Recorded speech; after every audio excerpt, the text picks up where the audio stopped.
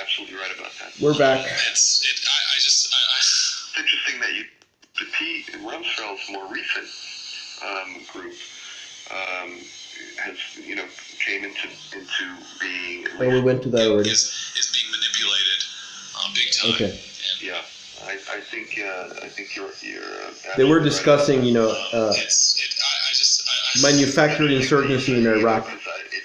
When I read that story too about the police, the local police, coming upon these people and going, well, what the heck are you? Who the hell are you? And they reminds me of L.A. Back in L.A. During the post-Rodney King verdict, the uprising in L.A. and people were angry in the response to the police and the Pentagon setting forth its apparatus, its Gardenplot apparatus, which is reflected in various documents in the Los Angeles Sheriff's Department, and they referred to, well, we weren't clear on our rules of engagement because Operation Gardenplot didn't clarify. The LA riots happened in the early 1990s. That for us, et cetera.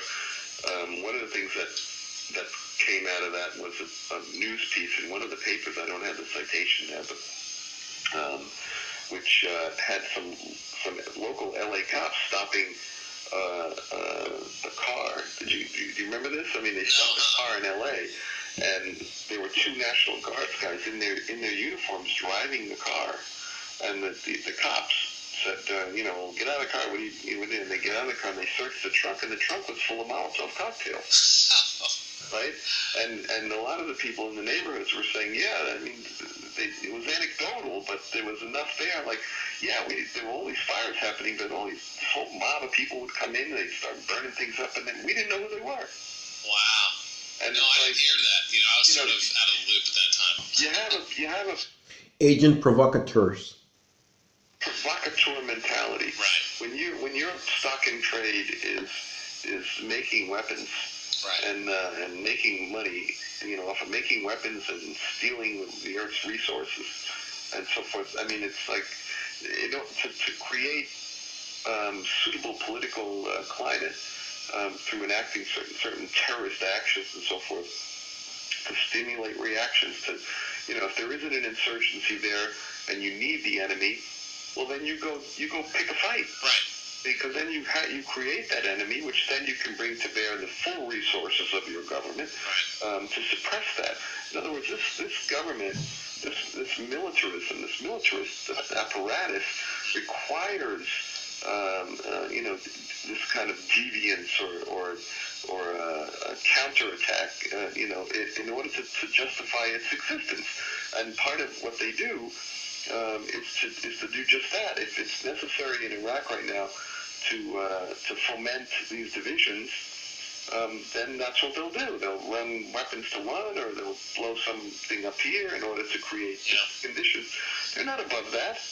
I think the mentality of that kind of, and the reason they're not above that is because their priority is to defend. In the case of Iraq, a situation like Iraq at the time in 2005, to protect the American occupation and the puppet government that they were sustaining, right? Again, the statist bodies of armed men. Now, in the case of occupied Iraq, the bodies of armed men were the American military, and the government of Iraq was like their puppet, whatever.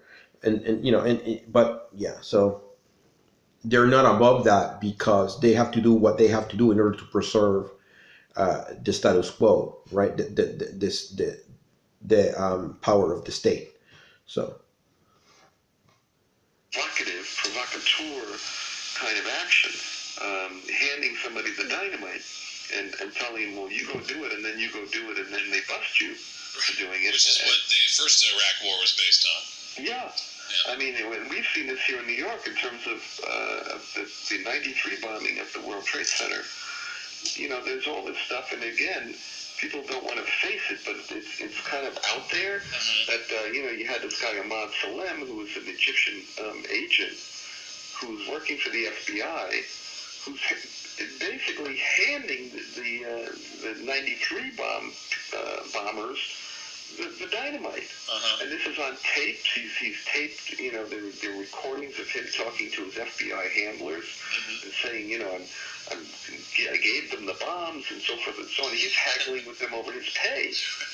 You know what I mean? And you have that, and then you have, of course, the whole 911 situation where, you know, there's a truth movement around the country who's saying, hey, at least you don't have to go to the you know, the Bush people engineered. Even if you don't go there, there's enough there to warrant a new investigation. Like, say, hey, there is some stuff here that we need to look at. Right. You know what I mean? We had Northwoods back in 1962, and these documents are there. People can look it up. You know, I was proud of myself today. I actually talked to somebody about 9/11, and it was all brand new information. I was talking to him about Building 7, about Operation Northwoods, about, you know, all this stuff, and it was all news to him, but he wasn't surprised. He was just like, really? Right. Wow. And he was taking it, you know, and I was proud of myself that I sort of started the conversation, because he was talking about, you know, Muslims on 9/11 and how they were celebrating and stuff like that. I was like, well, I don't think Muslims had very little to do with 9/11, and so we got into it. But so I was like a little small victory for me, just because Just so that you guys know, Al, who is the host in the Hallelujah show, this show, he was, you know, a fervent, hardcore supporter of 9/11 truth. He combined anarchist politics with 9/11 truth activism. So that's why you hear this from him. It's important to look at the you know, this whole one of the current things around 9/11 is this whole Able Danger. Yeah. You know, the fact that there were a military intelligence unit that was tracking Atta and some of these others for a year and a half, and maybe right up until, like, you know, days before. They're on this guy full time, and then they want to testify. They go to a congressman, this guy Weldon, and they say, we want to testify. And last week, they're literally sitting in the halls of Congress with their attorney, and the Pentagon says, no, you can't testify, and then they're not allowed to. And, you know, they say they want to talk about, you know, the fact that they were monitoring these people, and presumably, hey, what happened? You know, how did this, what, did we turn our heads and suddenly they were just doing what they did, and we didn't know what was happening? Well, no, because they were like, well, we monitored him, and he was staying at the naval training base, and, you know. Right. He slipped through our fingers at the very last moment. But in any case, I think that these kinds of, you know, feelings that people had, this piece I referred to in the New Yorker about New Orleans, it's very good in the sense that he's very sensitive to the feeling of black people in New Orleans who he talked to, who were talking about the 1927 flood. You know, these floods that were, you know, they still felt that it was a setup, you know, that they were allowed to flood, and you know, that people have these thoughts, and it's like one of those where there's smoke, there's fire kind of thing. I mean, it's gotten to the point now where there's a lot of us out here who are saying now that the provocateur state, I refer to as the provocateur state, needs this kind of, it needs catastrophe. It thrives on violence. It creates terrorist situations in order to launch its counter-terrorist war. It sells weapons to both sides. It's a mythology that has to be, you know, sort of uprooted from the base. Yeah, I want to plug in something here, a book by Naomi Klein called The Shock Doctrine, and she talks about how disaster capitalism, she calls it, you know, where like capitalism, right? Naomi Klein is leftist, but disaster capitalism, when, you know, they use, the powers that be used situations of disaster in order to come in and like radically, you know, impose like radical neoliberalism or whatever, shock doctrine. And I'll put a link in the description to that book. Was it like the cover of the recent Business Week was like this big emergency button that said the next one, you know, and just like, oh, we're always in a terror state and a state of sort of when's the next big, you thing that happened. But I'd like to ask you to talk a little bit both kind of we're talking about we're sort of slipping into this this militaristic martial law type of society where Tommy Frank says we're gonna do the next big one. We're just gonna scrap the Constitution altogether, and I'd like for you to sort of give your opinion and vision of both the worst case scenario of where if things don't change, if things just keep on marching along, how you project into the future both the worst case scenario and possible solutions to avoid that worst case scenario, because it looks grim when I look at the news of the day and these little like the provocateur states and their methods and objectives and their agenda. And it seems like there is an arc that you can follow, like we're going towards something, but with these stories that are out recently about the FEMA camps and these types of things, that I don't want to become this reactionary chicken little like oh my gosh, but I think it's important to put out where this is going in realistic terms and what we can do to what other alternative visions there are. So. Okay. Well, in terms of the what would martial law look like? I mean, how would it? I mean, you know what I'm saying? Like, I don't. Would it take another type of like nationalized 9/11 type of tanks in the streets? Thing, or I mean, do you know what I'm saying? I don't know. I mean, it's only something that we can speculate. My sense of it would be that, just to because I think in order to deal with the kind of vision that's rooted in current reality, we have to start with where we are, right, and then kind of deduce, if that's the word, from what we're dealing with.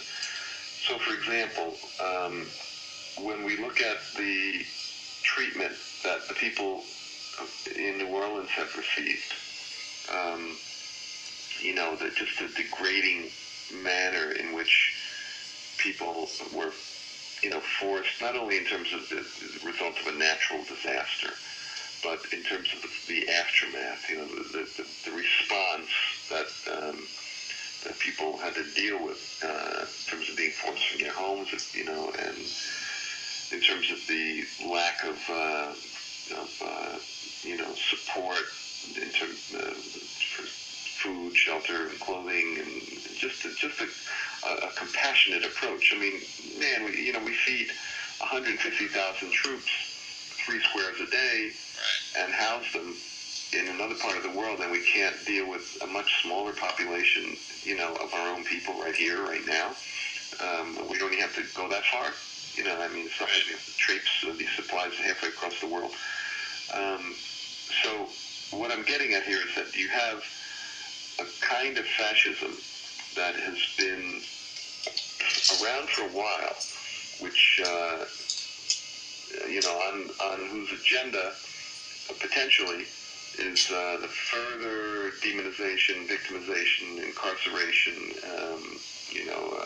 and genocide of black people, right, people of color, the militarization of the borders, which is one of the things that the Posse Comitatus Act repeal movement of, that's happening right now. Yeah, I would add to the black people, the undocumented persons.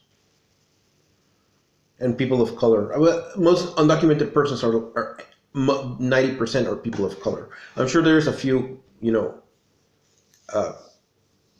persons who are not in that number, but most of them are. It's way up on their agenda to put soldiers on the borders. You have that kind of genocide going on. So, in terms of martial law scenarios, if I were to speculate on that, I would tend to see them more, in certain communities. Right. So that, the genocide, the eugenics, the systematic deprivations would be targeted, while other populations would be asked or to acquiesce to that, just like people have acquiesced to the millions of people who are quote-unquote homeless, living on the streets in the land of, mega wealth. Right. And that it would be a slow process. In other words, it's clear if you look at the U.S. Army Field Manual on Civil Disturbance Planning, and they have a whole section there on martial law, that they're really not, they'd rather not have to go with a primetime national declaration that, that's the stuff of Hollywood. What's more likely, in my view, would be targeted martial law scenarios in certain zones, in certain areas, curfews, this kind of thing, a hyper-militarization, like we saw in New Orleans, where they were openly talking about martial law. And it's still not clear. There's some disagreement as to whether or not there actually was a state declared, because there were, these various emergency declarations from the governor and the mayor, and then the mayor ordered people back, and then he was reprimanded by the colonel and so forth, and then he changed his tune. Of course, then Rita came in, and so on. So that's in terms of that. In terms of, but what follows from that are some other factors, whether or not it's, this notion of mass detention. I don't think that, these scenarios of camps, again, there are some of those places, but again, if you look through U.S. Army manuals on detention, right, they have portable detention centers. Mm-hmm. They can just erect them, right, or use sports arenas, or facilities that are nearby and so on. Right. And I just want to make a point here. Today in 2022, the Swedish state rounds up undocumented persons, stateless persons, and refugee asylum seekers, and interns them in the archipelago of detention centers operated by the Migration Board, low intensity detention. That is now in 2022, they're only targeting that population. But if push comes to shove, and they need to have a mass detention system, they will set it up. And Swedes with passports will find themselves in a camp if push comes to shove, that the state determines that a significant section of the Swedish population, the population with passports, are a threat. Those people will be rounded up and put in detention, definitely. So don't think that just because you have a Swedish passport, you are safe from someday being put in detention. The Swedish state will put you in detention if they determine that you are either a threat or that you need to be put in detention to preserve the stability of the Swedish system. Let's say if the Swedish state is no longer able to hand out welfare checks and buy loyalty with the welfare system, let's say that they become insolvent or whatever in a future economic crisis or what have you, they will set up, Frank Morales is saying, they have portable camps. They can set up a camp and round people up if they have to. I think so. But in terms of just filling out, and then I want to get to the positives, in terms of filling out the kind of a darker scenario, would be that our ability to, resist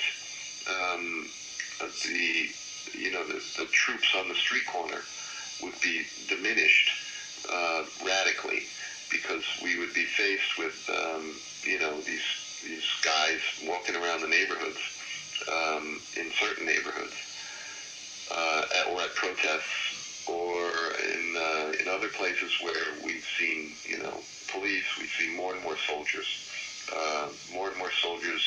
present in various ways, whether it be under the heading of counterterrorism or just overtly, about suppressing protests, as we move into the future. That would be one of the results of the repeal of statutes like the Posse Comitatus, and more importantly, an acquiescence on the part of the public to the willful destruction of that which is the backbone of our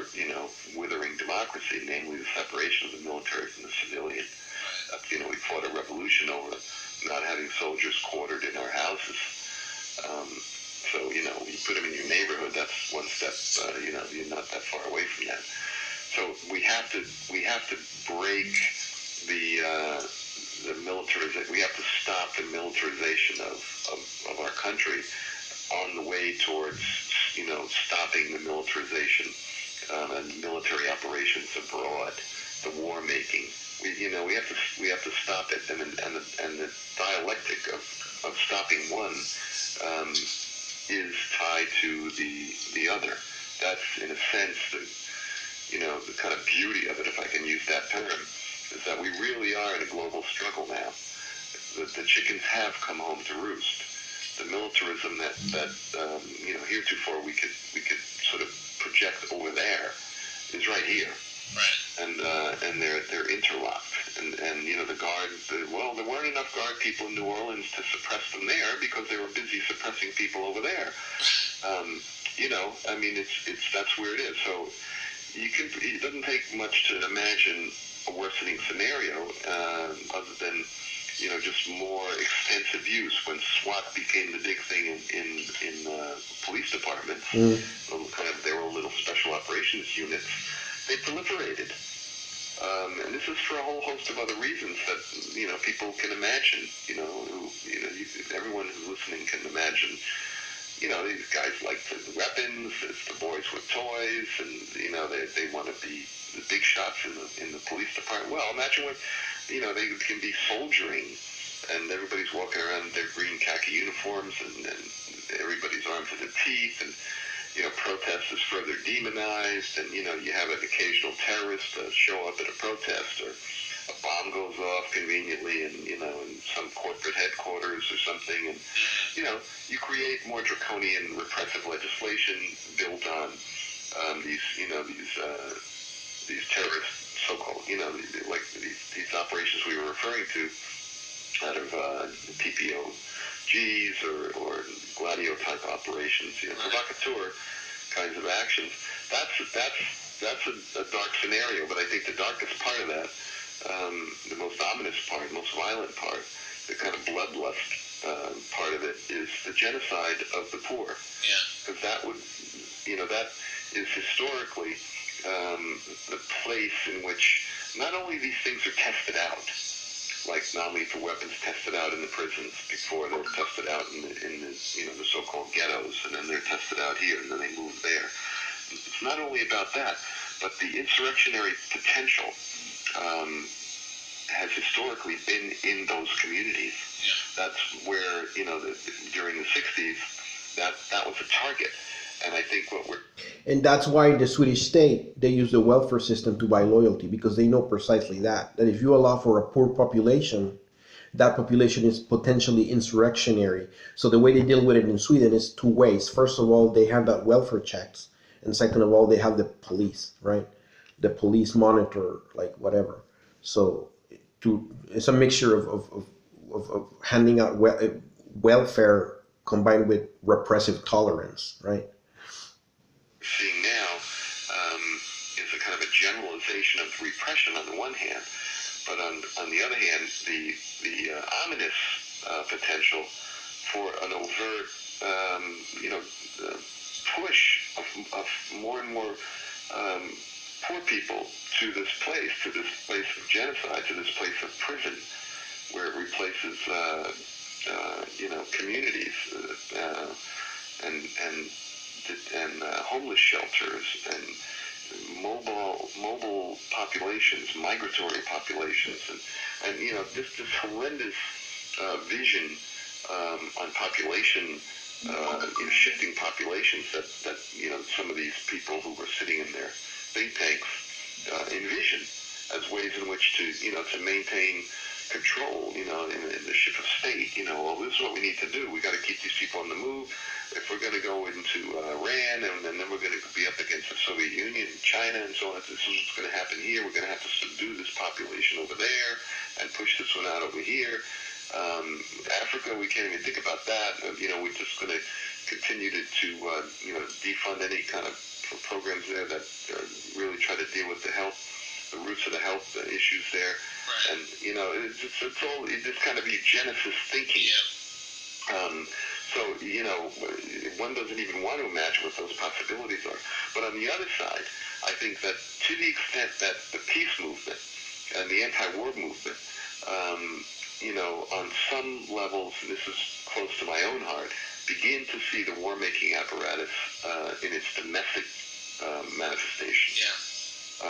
You know, I say to people, for instance, you know, this thing about Operation Gardenplot. The Department of Defense has a civil disturbance plan, which, you know, reasonably, one would assume the elite and its Pentagon, you know, its generals. Don't forget, generals don't make a whole lot of money being generals. They make money when they're on the boards of these corporations, and they go back and forth like you know, musical chairs. Those people, they're in. The generals are part of the ruling class. Interests are in keeping things chill so that they can keep doing their thing. So if there's a peace movement or people that are about, you know, making changes, right, they're going to have an apparatus to suppress that. And that's what the Department of Defense Civil Disturbance Plan 55-2, which is the formal name for Operation Gardenplot, which is their code name for their plan. And they code-named it that back in 1968, and I have no reason to tell you, I have no understanding as to why they called it that. But, you know, the Pentagon uses a lot of these kind of euphemisms. We've heard about able danger, and, you know, this is like, you know, Gardenplot. So I talk about Gardenplot. Most of the left, the mainstream left, has no clue that such a thing exists, right? They'll come to me. Isn't that some kind of conspiracy theory, Frank? I mean, isn't it? So I'll refer to them. I'll say, well, look, let's start here. In 2001, in June of 2001, which is interesting. Counter-insurgency is not a conspiracy theory. It's a fact. When you think about it, this is prior to September 2001. The Pentagon's Joint Chiefs main JAG office, their main lawyers, you know, they're legal eagles, right? Their main JAG office, which is known as the Center for Law and Military Operations, or CLAMO, right? CLAMO. The Center for Law and Military Operations, in 2001 in June, published the Domestic Operations Manual. Okay, this is from the lawyer's point of view. It's a 300-page, continually updated, published in 2001, but updated most recently in 2005. You can go and find it. You can look at it. What's the name of that again? CLAM? It's the Center for Law and Military Operations. If you search that, you will get to their homepage, and on their homepage they'll have a public documents link. And on the public documents link, one of those documents, along with assassinations, rules of war, again, this is a JAG. Right. You know, I have seen an assassinations manual focusing on how to kill people using knives. The official site is jagcnet.army.mil. All right, that's going to get you there, okay? And on there, you'll find a domestic operations law book. I think it's called Domestic Operations Manual, Domestic Operations, whatever. It's their legal rationale for Pentagon missions, operations, military operations within America. Right. And Chapter 4 of that manual deals with civil disturbances and talks about Gardenplot. And not about it metaphorically. It says the Gardenplot plan. Right. And it goes into it. And the reason I'm being so, emphasizing this is because it's astounding to me still that people, who should know better, refuse to accept the fact that this is real. Yeah. You know what I mean? It's like, it's crazy to me. I don't understand where that's coming from. But basically, in terms of the positive scenario I'm trying to lay out, is that we begin to get our heads around the machinations of the Pentagon at home. Why? Not only because we want to defend ourselves and so forth, but because these are things that we can do directly here. It's you know what I mean. It's like it becomes frustrating in sometimes to try and get these people, well, bring the troops home or stop doing those things. We can deal directly with these manifestations right here, and it affects us directly. Yeah. So really, it's part of our own self-interest to look at these things and see what's going on. NORTHCOM, domestic military command, the proliferation of non-lethal weapons which are designed to suppress protest. They're designed to deal with civilian and so-called non-combatants. The looming repeal of the Posse Comitatus Act at home. These are the kinds of areas that, if on the positive side, if we can enact strategies, popular strategies, in other words, turn our imagination loose and reaffirm Posse Comitatus through congressional, through local approaches. Okay, again, Frank Morales is very much invested. Okay, he correctly, exposes how counterinsurgency works, but he still has faith in that, he could call his congressman and have a law passed or whatever that is going to preserve the Posse Comitatus Act or something like it. That is naive. That concedes legitimacy to the state in the sense that the state is not law. Okay, the state is not law. The state is not the parliamentary cretins, doing their mating dance in the parliament. The state is not the stats minister or whatever, or even the social democrat bureaucrats. And I'm referring to Sweden. The state is bodies of armed men. Okay, and those laws in that parliament, Congress, what have you, ultimately are not applicable in a situation where push comes to shove and they have to preserve the state. They will grab those laws, put them aside, and establish a direct dictatorship. Okay, they're not going to let the state fall over some legality that comes out of the parliament or the courts or what have you. So that is one thing I'm critical of Frank Morales. He's a little bit naive in that he believes he still believes that you could have your day in court or whatever, and that's not. They'll take away your day in court if you become a threat, because again, their priority is to preserve the state and to preserve the privileges of the ruling class. And in order to do so, if they have to ignore the law, they will do so. So. From city council resolutions, in other words, keep the troops over there, and we'll keep our law enforcement here. We don't need SWAT. Right. We don't need all these weapons, etc. We pay for these weapons. We don't need to pay for them. Right. We'd rather put the money into the local library. Right. You name it. Right. Different ways in which we break the link, and we stem the tide around the militarization of police, militarization of law enforcement, the militarizing of the entire, consciousness of America. I mean, the Pentagon has its own TV channel now. The Pentagon channel is called, the cable channel. And that was back in the era of cable and satellite television in 2005. I don't think that applies anymore. There's a new not a sitcom, but like a drama on one of the major stations now called E-Ring. It's all about the Pentagon. Exactly.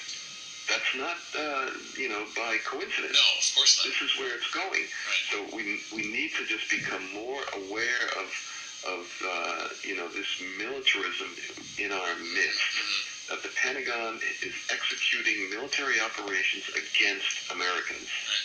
Here, now. Not that in some very real ways the missions they're orchestrating against innocent people around the world is not also against us, because when you're talking about 75% of the dollar going to these enterprises, to these bloody campaigns, that's why we have a healthcare crisis. That's why we have a house. There's other reasons, but just in terms of the way the resources divided up, when the Pentagon gets done, there's not a whole lot left. And so there's a lot of reasons, but this domestic operations the Swedish system works different. In Sweden, they don't have a Pentagon, right? Not a situation where like 60 cents of every dollar, taxpayer's dollar, goes to the military. That's not the case in Sweden. In Sweden, the military is very, very small. In Sweden, it's mostly subsidies for industry, bankers, and sustaining the welfare system, right? But again, they have like free healthcare and education or whatever, which is important. It's good. I mean, whatever. But yeah, the service of the system, right? But what have you? But yeah, so that's a difference with the Swedish system. They don't emphasize militarism that much. However, the industries and the banks are subsidized, and what have you. And the welfare system exists to buy loyalty and preserve. For example, the workers in Sweden don't have the right to strike. Not really. The right to strike is restricted. For example, very recently, some obstetric nurses had grievances or what have you, and because they're not allowed to strike, they had to quit their jobs. So they, instead of a strike, they quit en masse, right, to protest or whatever. That's about the only recourse you have here. So and that works for the system, because what happens is when they quit, then the workers that have grievances are removed from the picture and are replaced with people who don't have any grievances, and the system can continue. So that's how the Swedish system works.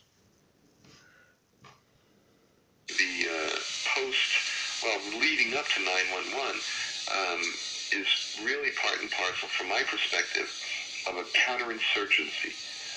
And this is what I mean by this dialectic, this war-making abroad, war-making at home. Yeah. From another perspective, when these guys sit around and say, well, we're going to enact a campaign, an agenda here up towards global domination. And on the one hand, we need a new Pearl Harbor, as did the PNC people. Right. Project for a New American Century, the way they put it. All right, so they got their 911. Now, whether or not they were complicit in it, set it up, benefited by it, whatever. They definitely benefited by it. We know that. So you have that going on. That, in their own mind, based on their sense of what happened in the 60s and their reaction to it, sort of a counter-revolution that really set in by the mid-1970s, particularly with the Trilateral Report on the Crisis of Democracy and so on, which is a blueprint for counter-revolution. They understand quite clearly that what they're planning on doing abroad will have repercussions here, that there'll be resistance. There'll be, that people will rise up and so on. They understand that. So they've set about creating an apparatus here at home that they can deal with that. So from my point of view, the entire war... In the United States, they rely on repression, police repression. In Sweden, they rely on the welfare system, on the welfare state, to preserve peace for the state. On terror, particularly its domestic manifestations, the domestic war on terror, is a cover for the war on dissent. It's a cover for the war on movements for peace and justice. It's really an apparatus which is designed to suppress that which they know they're creating through their reckless and violent and fascistic behavior abroad. So I think that to the extent that people on the positive side become more aware of the military operations that are being launched at home and what is represented by that, and the danger of that we get over the panic mode and these kind of Hollywood scenarios of martial law and camps and so forth and so on, and just through reason. I remember listening to a speech by Herbert Marcuse years ago. He was speaking with Bobby Seale, which they used to do talks together. And someone said something about fascism or something, and in a question and answer period, and Herbert Marcuse turned around and said, ultimately the enemy of fascism is reason. And it struck me, because what he was saying is that we can just delineate clearly where we need to put our focus. Okay, that's not idealist to say that the ultimate enemy of fascism is reason. I understand what Marcuse meant, but ultimately, the way to oppose fascism is to oppose it. Okay, you need a mass movement on the streets opposing fascism, which is what didn't happen in Germany because the Social Democrats and the Communists were at odds with each other, and because they were split, the workers' movement was split. Hitler advanced right and took power. Had the workers' movement being together, and they had enacted like a mass opposition against Hitler and the Nazis, Hitler wouldn't have been able to take over as chancellor in 1933. So, it's not enough just to say reason opposes Nazism or fascism. You need a mass movement on the ground that is united based on the working class primarily, but also including, liberal intelligentsia elements, perhaps, or not liberal intelligentsia elements. I hate the liberal intelligentsia. Some other intelligentsia that is not liberal, but anti-Nazi, and then have them, mobilize against fascism. That's how you counter fascism. So. And Leon Trotsky wrote a very good pamphlet called What is Fascism and How to Fight It? And I would recommend that you read that. I put a link in the description to the pamphlet. Whether or not, in terms of what I'm getting at, is the local police departments, in terms of the militarizing of those police departments, legislation which reaffirms the distinction between law enforcement and the military, going directly at the military in terms of this whole non-lethal apparatus. I mean, this directorate of non-lethal weapons and so forth is the font from which all of the police departments around the country and these industries, get their R&D and get a lot of these samples, and they come from there. We really need to get a hold of that aspect of things in order to prevent the kind of dark, and ominous possibilities, which, as I say, from the way I see things, would tend to, emerge in those two venues. One would be in the poor communities, in communities of color, the kind of overt eugenicist, racist, fascistic operations that are orchestrated against those communities due to fear, due to an understanding that when people have nothing to lose and have the ability to think and organize, they can be dangerous. Yeah. So that there's that, and also to try and intimidate the peace movements and the other movements that are out there that are going on, taken to the streets, and so on, through the use of through brutalization, through the use of these weapons, these so-called non-lethal weapons, to brutalize people, to criminalize dissent, to make examples of certain individuals in order to intimidate people from even thinking that they should go to a protest. Right. But I see things. I'm feeling pretty positive about things, because I think that the sheer desperation of these people is becoming more and more obvious. Yeah. And I think that people around the world are fighting back, and this includes people in Iraq and Afghanistan and all these places, and even within our own military, because there are people in there too. There are soldiers. There are local police. There are police around this country who don't agree with what's going on, and they're beginning to turn around now. It's just beginning. But I think we're going to see more and more of that. And don't forget that historically, in terms of that positive scenario that we were laying out, and this is, there's a number of chapters that we could get into, but just we were touching on a few here. This was 2005 is 6 years before the Egyptian Revolution and the global movement of the squares, which led to the Indignados in Spain, Syntagma Square in Athens, and the Occupy movement. One of those other chapters would be, well, what is the role, what happens with the police and the military within these kind of positive scenarios? Well, historically what happens is that they choose sides. Is that when the military starts to suggest, hey, we don't think we want to, shed our blood or the blood of our friends and our comrades in arms here, to go up against some innocent civilians for the sake of Shell Oil. Right. We don't think that these people are not threatening our homeland.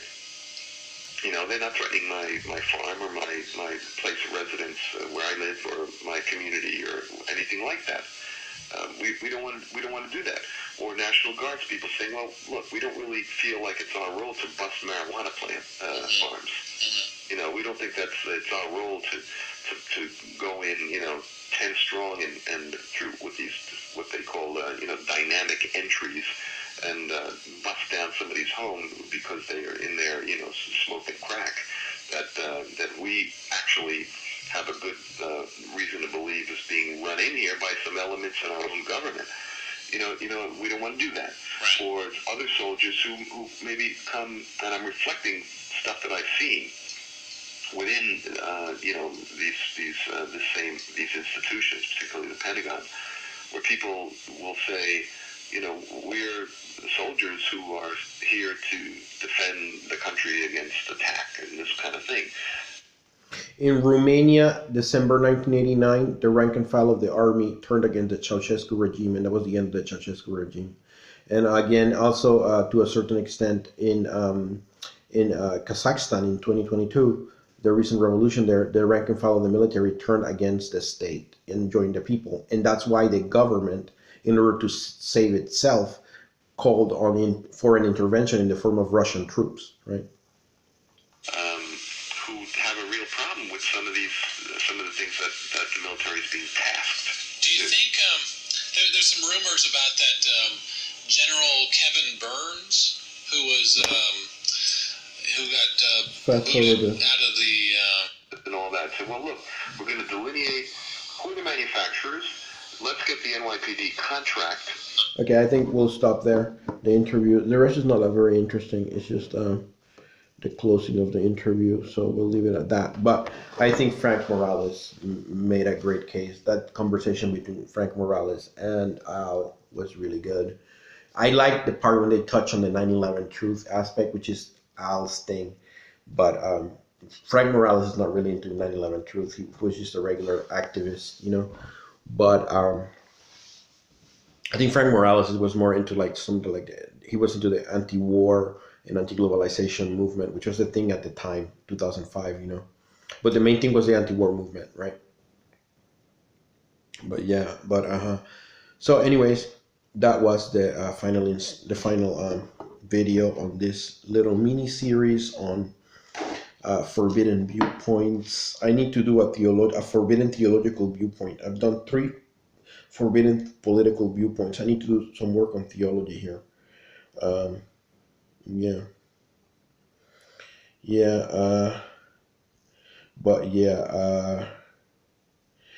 Anyhow, that was it. See you in the next video. Bye bye.